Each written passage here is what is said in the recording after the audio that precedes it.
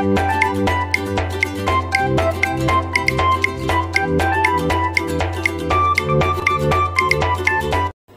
দর্শক, আসসালামু আলাইকুম। আজ আমি আপনাদের সাথে শেয়ার করছি বিটরুট বিফ কাবাব। এটি এতটাই সুস্বাদু আর তৈরি করা এতটাই সহজ, বাচ্চারা ভীষণ পছন্দ করবে। বাচ্চাদের স্কুলে টিফিনেও রাখতে পারেন। আর যারা লাইফস্টাইল করছেন তাদের জন্য একটি আদর্শ খাবার। প্রিয় দর্শক, আমি একটু কেটে দেখাচ্ছি, দেখুন এটা কতটা পারফেক্ট। ইউটিউবে এরকম সব নতুন নতুন রেসিপি পেতে আমার চ্যানেলকে সাবস্ক্রাইব করে নিয়মিত আমার চ্যানেলের পাশে থাকবেন। প্রিয় দর্শক, বিটরুট বিফ কাবাব তৈরি করার জন্য চুলায় একটা প্যান বসিয়ে তাতে আমি কাঠের গানিতে বানানো 1 টেবিল চামচ সরিষার তেল অ্যাড করে দিলাম। তেলটা গরম হতে থাক, এদিকে আমি একটি বড় সাইজের দেশি পেঁয়াজ নিয়ে নিয়েছি, দেখতে পাচ্ছেন। পেঁয়াজটাকে আমি কুচি করে কেটে নিব। আর আমি কিভাবে কুচি করে কাটছি নিশ্চয় আপনারা দেখতে পাচ্ছেন।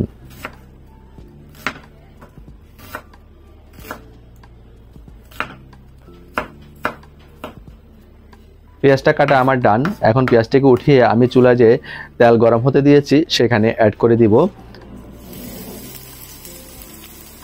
নেড়ে ছেড়ে মিশিয়ে একটু সাটে করে নিব।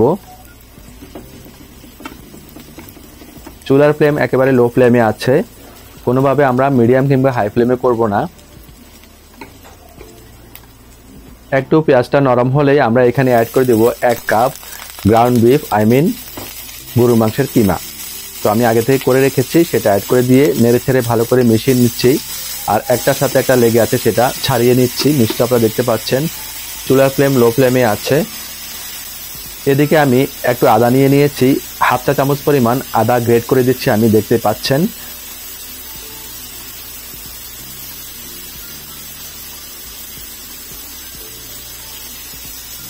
হয়ে গেছে আদা গ্রেট করা। এখন আমরা এখানে অ্যাড করব 2 কোষ রসুন। রসুনটাকে আমরা গ্রেট করে দিব।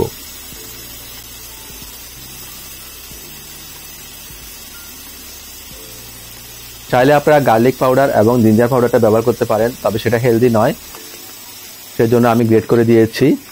কালো গোলমরিচের গুঁড়ি ক্রাশ করে দিচ্ছি 1/4 চা চামচ পরিমাণ। নিশ্চয় আপনারা দেখতে পাচ্ছেন। ক্রাশ করে দেওয়াটাই হেলদি, চাইলে শিলপাটায় বেটেও দিতে পারেন। এখানে আমি গরম মশলা গুঁড়ি ব্যবহার করছি 1/4 চা চামচ। এখানে দারুচিনি, এলাচ, লবঙ্গ, জয়ত্রী, জয়ফল, ধনিয়া, জিরা রয়েছে, এটা আমি বাসায় তৈরি করেছি। 1/4 চা চামচ হিমালয়ান পিঙ্ক সল্ট অ্যাড করে দিচ্ছি। এখন নেড়ে ছেড়ে আমরা এটাকে ফ্রাই করে নিব। তো চুলার ফ্লেম লো ফ্লেমে আছে, হাই ফ্লেম কিংবা মিডিয়াম ফ্লেমে দিলে কিন্তু এটা পুড়ে যাবে। আর তাছাড়া 70 ডিগ্রি উপরে উঠলে একসময় 110 ডিগ্রিতে যে খাদ্যের মান একেবারেই কমে যায়, খাদ্যে কোনো প্রকারের এনজাইমই থাকে না। আমার প্রায় সব রেসিপিতে আমি কিন্তু এই মেসেজটা আপনাদের দিয়ে থাকি, এটা অবশ্যই লক্ষ্য রাখবেন। তো প্রিয় দর্শক, দেখতে পাচ্ছেন বিফগুলো কিন্তু ফ্রাই করা আমার ডান। এখন আমরা দেখাবো এটার কনসিস্টেন্সি আপনাদের। ঠিক এরকম হবে। পেঁয়াজগুলো কিন্তু একটু নরম থাকবে আর বিফগুলো ফ্রাই হয়ে যাবে। তো আমি একটি বলে উঠিয়ে এক সাইডে রেখে দিচ্ছি। এরপর আমি এখানে একটি বিটরুট নিয়ে নিয়েছি মাঝারি সাইজের, নিশ্চয় আপনারা দেখতে পাচ্ছেন। প্রথমে আমি বিটরুটের 2 পাশ থেকে কেটে নিব। এরপর আমি বিটরুটের যে স্কিনটা আছে সেটাকে একটি ফিলারের সাহায্যে ছাড়িয়ে নিব। আপনারা চাইলে দাবটির সাহায্যেও ছাড়িয়ে নিতে পারেন। তবে বিটরুটটাকে আমি আগে কিন্তু ভালো করে পানি দিয়ে ক্লিন করে নিয়ে এসেছি। তো স্কিনগুলো ছাড়ানো আমার ডান, দেখতে পাচ্ছেন। এখন আমি এখানে একটি গ্রেটার মেশিন নিয়ে নিব। প্রিয় দর্শক, গ্রেটারের যে চিকন ছিদ্রযুক্ত অংশটি আছে সেটার সাহায্যে আমি ভালো করে গ্রেট করে নিব। আমি গ্রেট করে দিচ্ছি এজন্য, এটাকে যদি ব্লেন্ড করা হয় কিংবা শিলপাটায় বাটা হয় তাহলে কিন্তু এটা একেবারে পানি পানি হয়ে যাবে। তো কাবাবের শেপটা দিতে অসুবিধা হবে, সেই জন্য গ্রেট করে নিচ্ছি। আপনাদের বাসায় অবশ্যই, সবার বাসায় এই ধরনের গ্রেটার মেশিন থেকে থাকে, আপনারা অবশ্যই গ্রেট করে নেবেন।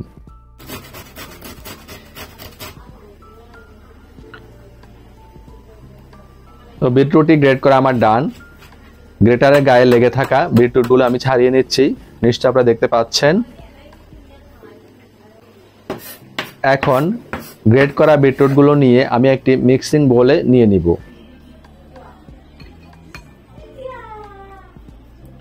এরপর আমরা যে 1 কাপ বিফ ফ্রাই করে রেখেছি সেটা অ্যাড করে দিব, যেখানে কালো গোলমরিচের গুঁড়ি রয়েছে, গরম মশলা গুঁড়ি রয়েছে, লবণ রয়েছে এবং পেঁয়াজ রয়েছে।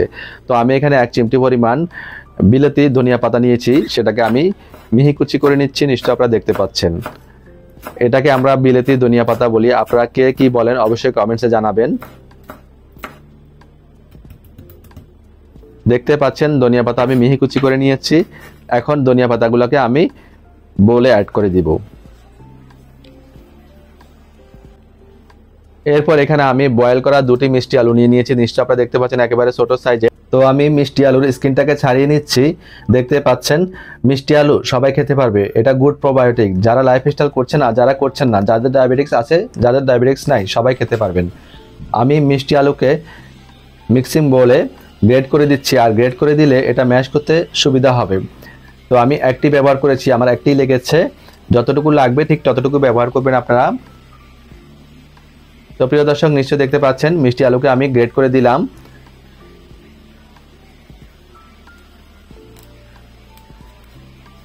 এরপর আমরা হাতের সাহায্যে খুব ভালো করে মাখিয়ে নিব।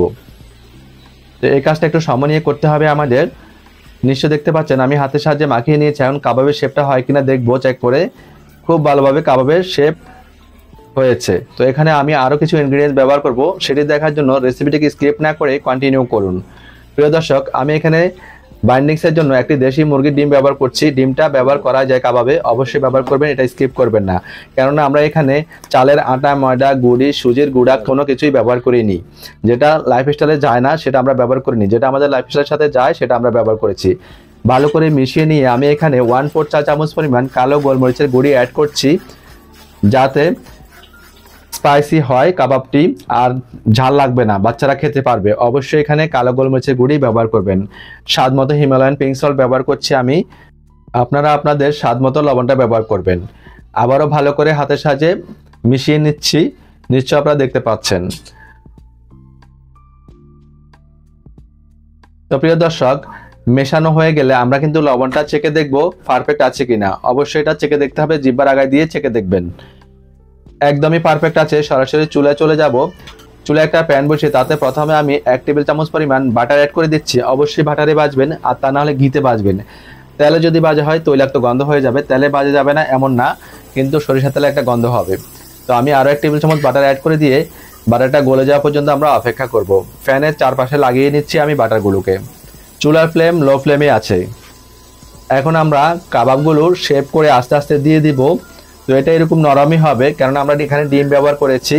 তো একটু গোলাকৃতি করে আমরা দিব প্যানে। নিশ্চয় দেখতে পাচ্ছেন আমি কিভাবে প্যানে অ্যাড করছি কাবাবের শেপ দিয়ে। তো ঠিক এভাবে আমরা কাবাবের শেপগুলো প্যানে দিয়ে দিব।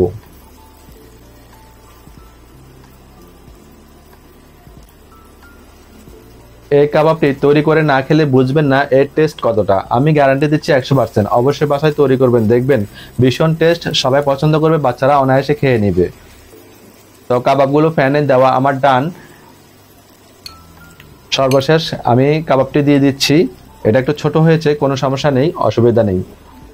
তো একটার সাথে একটা যাতে লেগে না থাকে সেদিকে আমরা লক্ষ্য রাখবো।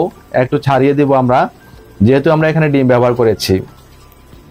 ঢাকনা দিয়ে ডেকে আমি 5 মিনিট ওয়েট করব লো ফ্লেমে। 5 মিনিট পর আমি ঢাকনাটা খুলছি। প্রিয় দর্শক, দেখুন কালারটা কিন্তু চেঞ্জ হয়ে এসেছে, আর উপরটা কিন্তু শক্ত হয়ে এসেছে। এখন আমরা কাবাবগুলোকে উল্টে দিব।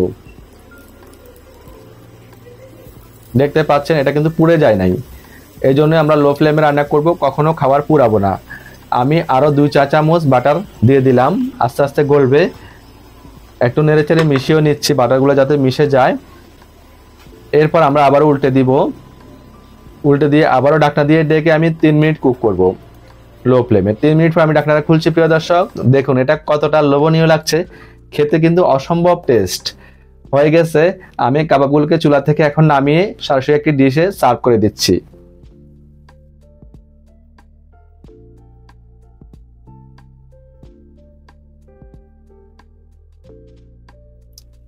নামানো ডান। তো আমি এখানে কাবাবগুলোকে পেঁয়াজের রিংয়ের সাহায্যে সার্ভ করছি। দেখুন কাবাব অবশ্যই পেঁয়াজের রিংয়ের সাথে খেতে আমার ভীষণ ভালো লাগে। আপনার কার কার কি দিয়ে খেতে ভালো লাগে অবশ্যই কমেন্টসে জানাবেন। প্রিয় দর্শক, দেখুন এটা দেখতে যেমন পারফেক্ট লাগছে, খেতে ভীষণ সুস্বাদু, অসম্ভব টেস্ট, অসম্ভব মজার একটি কাবাব আমি শেয়ার করেছি আপনাদের সাথে। অবশ্যই বাসায় তৈরি করবেন, আর তৈরি করে কমেন্টস করে জানাতে ভুলবেন না কেমন হয়েছে।